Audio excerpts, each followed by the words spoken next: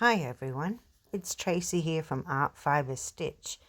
I'll just catch you up on what we've been doing. This is a loose weave linen that I dyed with drawing on it with Inktense sticks. And then I decided I'd cut some holes in this linen or some areas where I pull the threads out and put something underneath it. So I grabbed this crazy fabric, and can you see how I can move it around and get different colors underneath those bits that I am opening up. So we'll continue on with our cutting and poking holes and manipulating our fabric, but now we'll add stitch. Okay, well this is where we left it last time. What we're going to do, we're just going to put a few bits and pieces on it to see if we can pull it together. Now one thing I saw whilst I was grabbing some threads, you can see the ones I've grabbed there, mainly colours that are in it so far. But then I saw this. I have no idea where this came from. I just love it. And I always like to play with things like this to see what they do. Can you see that? How exciting. Quite similar to what I've got here. You know, pulling something apart to see how it's made. Good fun. But that would perk it up, wouldn't it, that colour? So I might use something like that as well.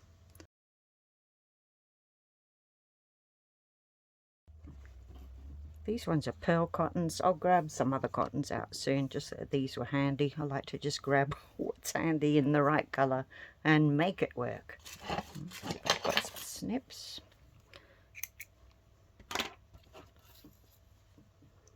Let's see if I can thread it. If not, I'll get something with a larger eye in the needle. But I'm not very fussy about what needles I use. There. Pull some through. I'm just going to pop a knot in the end. Right, well, let's pull that one off for the moment and we'll get this attached down. When we were looking at it earlier, we saw a sky, we saw maybe water here, like a creek bed. Well, that's what we decided. Trees in the background. This could be the edge of the creek. Something like that. What I'm wanting to do at the moment is get this on so I can then trim it and forget about that for a little minute. Alright, so I am going to just attach it there to start with. There. I could try a lot of different things, you know. Let's just try a seed stitch for now. Seed stitches are small stitches in different directions. They're just an ordinary stitch, nothing fancy.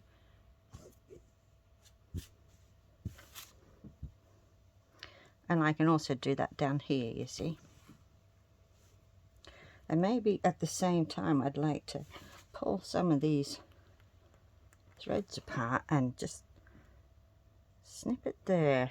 And maybe that will show a little bit more of the fabric underneath. See? I'm not worried about keeping it flat. I mean, it can bunch up. I've got a flat piece underneath.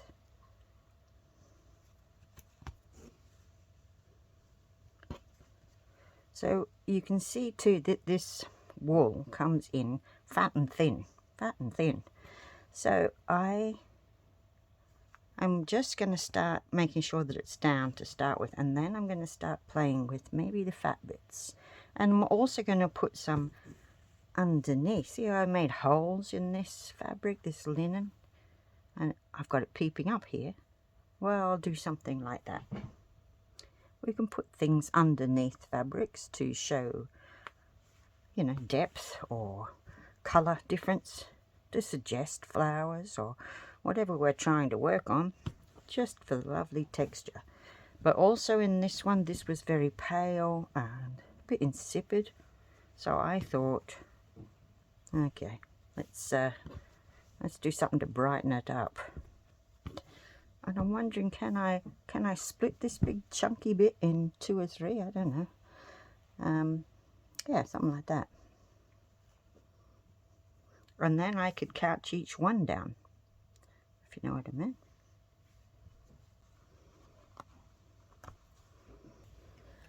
So once again, I make this up as I go along. It's all about your eye and what you see. You know, should I stop that there? Is that the edge of my riverbank? Should I have a go at putting it all the way across? It's all to decide. A lot of times it's about color or texture or making a bridge between two colors. See, we've got that insipid color of the linen, and we've got that really, really, you know, vibrant color of the fabric underneath. And putting something there that's between the two helps to bridge that gap. See here how I am using it to create ripples. I'm pushing that fabric around. I'm putting holes in it, or I'm making ripples in it. I'm just making it go different places because I'm trying to represent a river. Now, if you ever look at something like that, it will be smaller, little tiny waves or rivulets in the background, and bigger ripples and swirls in the foreground. Can you see the bottom edge of that linen? Well, I am not making it a straight edge like it was. I'm curving it up sometimes. I'm pulling it down other times. I'll also add in a little bit more of that lovely wool and couch it to disguise that line and to blend those two colours in together. Here's a closer look at what I'm doing. You can see how I've couched down that wool. I'm even adding in a few stitches in the background, a running stitch, but I'm creating that movement in the water. When I'm finished with any of the threads, then I take it through to the back and I'll do a couple of stitches on top of each other, and that's my way to knot it off so that it won't come undone. Let's have another look at that vibrant fabric behind. But I think we'll get there.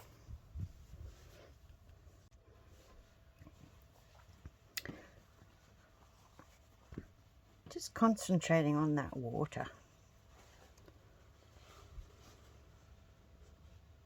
The river or the whatever it is. It's starting small here. That's the horizon, and it's flowing out as if we're standing in the middle. I may put some rocks in there yet to go around. But remember the wild background? I'm planning on using that as I go to suggest other things.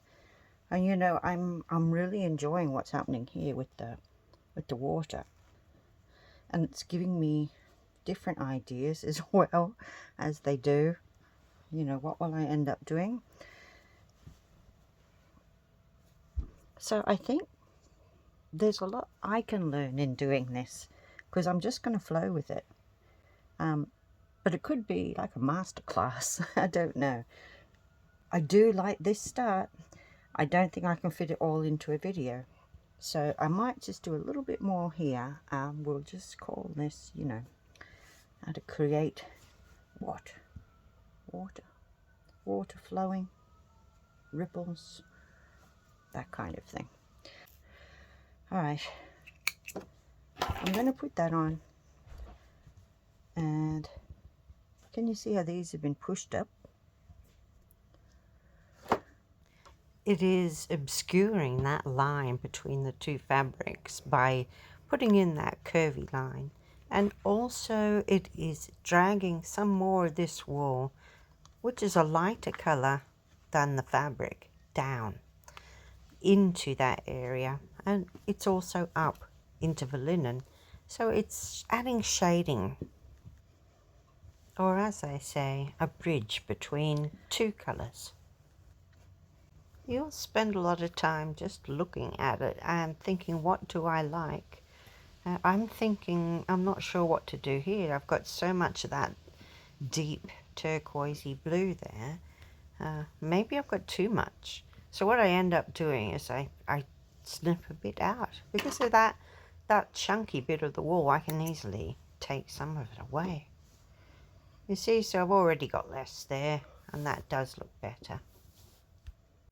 I'm starting again here with a new piece of cotton in my needle. But I'm just doing those two things. Sometimes I manipulate those holes a little bit. See, I use the tip of my needle to pull the weave apart. And sometimes I am using a seed stitch and sometimes a running stitch, but just very, very simple stitching. But the whole idea is to make some of that background peep through. And when I'm pulling it apart here, the warp and the weft of this weave, this loose linen, I'll put a stitch in where I want it, just to hold it there, because it could spring back into its where it was woven in the first place. But to use those little things, this is really making fabric art by hand like this. It gives you the time to look at it and the patience to sit. You can do this anytime, anywhere. See, I'm pulling more of those threads apart. So it does give you the time. It's not like putting paint down and being disappointed. You can always change your mind with something like this because you're going slowly. And you are making art. Now, as I mentioned earlier, I'll be making small little ripples in the background of this river. So it's just a simple stitch here and there, flowing left to right or right to left, not up and down, just the way that the others are. In the end, I use a couple of different threads. I also use a turquoise one at the end, just to blend it in even more. But can you see, does that look like rushing water yet? Well, probably not. It might be something that I can see in my mind's eye, but I am thinking it will. We've certainly managed to get a little bit of turbulence in our river as it's flowing downstream. A few rocks in there, a little bit more splash. Yes, it could be very nice. Lots of movement. We're just having a closer look at some of this wonderful texture. And I think we'll pretty well leave it here. I hope you've enjoyed watching and you've gained something from this video, or at least watching me try and get my head around it. So thanks again for watching, and don't forget to like and subscribe if you have enjoyed this video, and it is possible also to leave a small donation should you wish. Thanks again.